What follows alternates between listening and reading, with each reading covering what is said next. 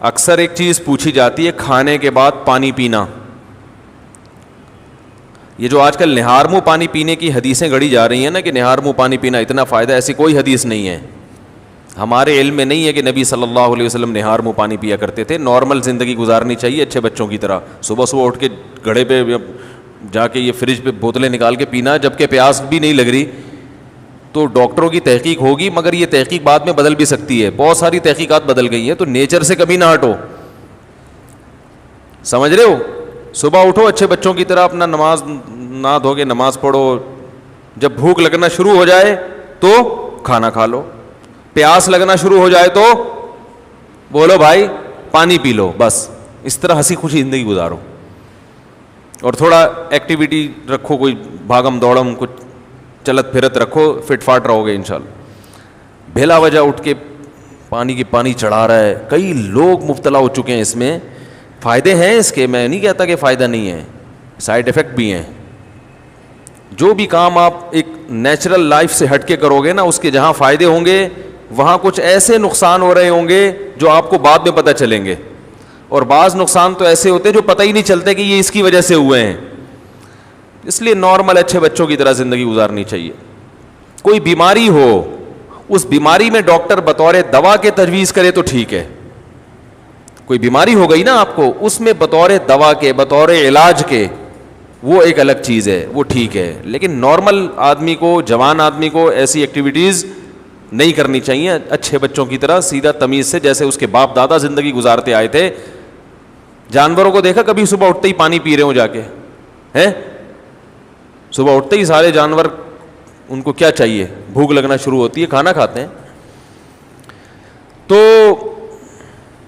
نبی اسی طرح یہ بھی بہت ہے کہ کھانے کے بعد پانی نہ پیو, کھانے کے بعد پانی نہ پیو. سنا ہوگا آپ نے, سب سنتے ہیں کھانے کے بعد پانی زہر ہے, یہ ہے, فلانا ڈمکانا ہے.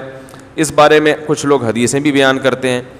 نبی صلی اللہ علیہ وسلم کی سیرت جب ہم دیکھتے ہیں تو آپ صلی اللہ علیہ وسلم نے کھانے کے بعد پانی پیا بھی ہے, عمل سے بھی ثابت ہوتا ہے کہ پانی پیا ہے. اور نبی صلی اللہ علیہ وسلم نے جو قولی حدیث ہے اس سے بھی پتہ چلتا ہے کہ کھانا اور پانی ساتھ ساتھ ہیں. ابھی آدھا کلپ نہ بنانے, پورا ہونے دیں, تو ایسا نہ ہو آدھا کاٹ کے پیش کر دے.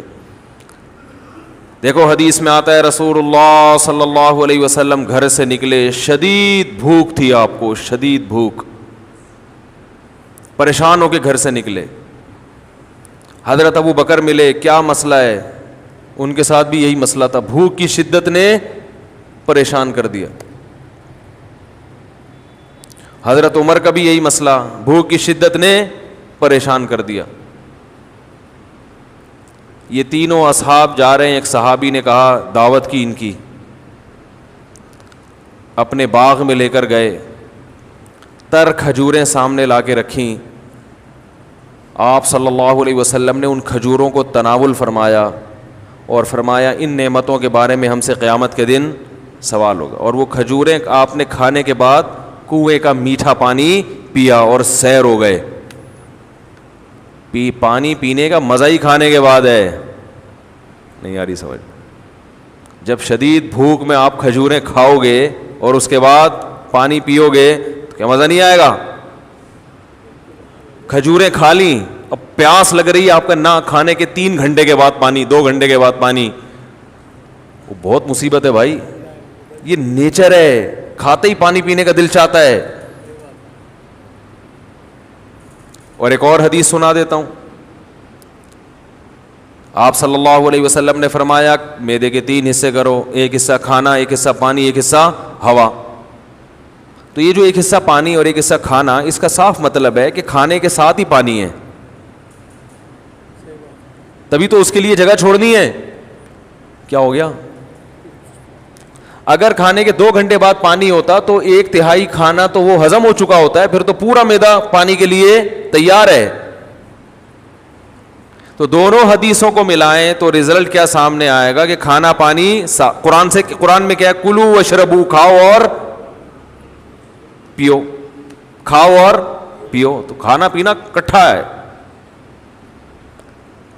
لیکن دونوں حدیثوں کو ہم ساتھ ملاتے ہیں. آدھی حدیث لوگ ہیں نا, آدھی نہیں لوگ, پھر مسئلہ خراب ہوگا.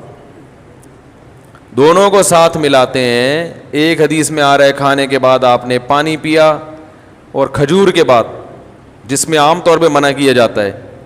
اور دوسری حدیث میں آ رہا ہے کہ 1/3 کھانا, 1/3 سانس لینے کے لیے جگہ. اتنا بھر کے کھاتے ہیں کہ سانس ہی نہیں آ رہا ہوتا, وہ پھیپھڑوں کی جگہ نہیں مل رہی ہوتی پھولنے کے لیے. اور 1/3 پانی. تو پتہ یہ چلا کہ یہ پیشکش اس کے لیے ہے جو 1/3 کھانا کھاتا ہے. سمجھ میں آ رہی ہے بات؟ اتنا کھانا کھاؤ کہ پانی کے لیے جگہ ہو. آج کل جو منع کیا جاتا ہے کھانے کے بعد پانی سے, ان لوگوں کو شاید ڈاکٹروں کی مراد وہ لوگ ہوں یا سب لوگ ہی ایسا کر رہے ہیں, وہ یہاں تک کھاتے ہیں. اس کے بعد جب آپ پانی پیئیں گے تو وہ کھانا پھول جاتا ہے یا اور مسائل پیدا کرتا ہے, وہ جگہ بچتی نہیں ہے. اس سے نتیجہ کیا نکلتا ہے؟ بد ہضمی. تو تھوڑا کھانا اگر کھایا جائے تو اس کے بعد پانی پینے میں کوئی حرج نہیں ہے, بلکہ فائدہ مند ہے, کیونکہ نبی نے جو کام کیا وہ نقصان دہ نہیں ہو سکتا. دوسری بات یہ کہ پانی کس قسم کا پینا ہے. ہمارے نبی نے جو پانی پیا وہ کنویں کا, وہ ایک نارمل ٹیمپریچر ہوتا ہے اس کا. اور ہمارے ہاں جو کھانے کے بعد پانی پیا جاتا ہے وہ فریج کا نکلا ہوا ٹھنڈا ٹھاٹ. سمجھ میں آ رہی ہے بات؟ اس سے معدے کا کیا ہو جاتا ہے؟ بیڑا غرق. یہ جو ہمارا معدہ ہے نا, یہ وائز گھومتا ہے ایسے, یعنی میرے لحاظ سے دیکھیں نا, یوں کر کے گھومتا ہے. آپ کے لحاظ سے یوں کر کے گھومتا ہے, یہ ایسے گھوم رہا ہوتا ہے یہ. تو جب آپ ٹھنڈی ٹھاٹ چیز پانی اس میں ڈالتے ہو تو اس کی جو گھومنے کی حرکت ہے وہ سست ہو جاتی ہے, اور وہ جو کھانا ہے وہ مختلف قسم کے کھانچوں میں پھنس جاتا ہے. ٹھیک ہے نا؟ جیسے ایک چیز گھوم رہی ہو نا, کوئی چکی ہے جو اپنے گھوم رہی ہے, پیس رہی ہے, تو ظاہر ہے فرق پڑتا ہے نا, اس کی رفتار سلو ہو جائے تو معدے کی رفتار ٹھنڈے ہونے کی وجہ سے کیا ہو جاتی ہے, تو اس سے قبض ہوتا ہے اور درجنوں بیماریاں پیدا ہوتی ہیں. تو پانی کھانے کے بعد پی سکتے ہیں آپ, بشرطے کہ کھانا آپ نے تمیز سے کھایا ہو اور پانی کا ٹیمپریچر بہت زیادہ کم نہ ہو, ٹھنڈا پانی نہ ہو. سمجھ رہے کہ نہیں سمجھ رہے؟ تو اس بارے میں جو حدیثیں پیش کی جاتی ہیں نا کھانے کے بعد پانی نہ پینا, وہ صحیح نہیں ہے. اور اگر گرم پانی پیا جائے جو چولہے کا گرم ہو, وہ تو ہاضمے میں اور مدد دیتا ہے, جو قہوہ جسے کہتے ہیں, وہ تو اور تھوڑی مدد دیتا ہے ہاضمے میں. لیکن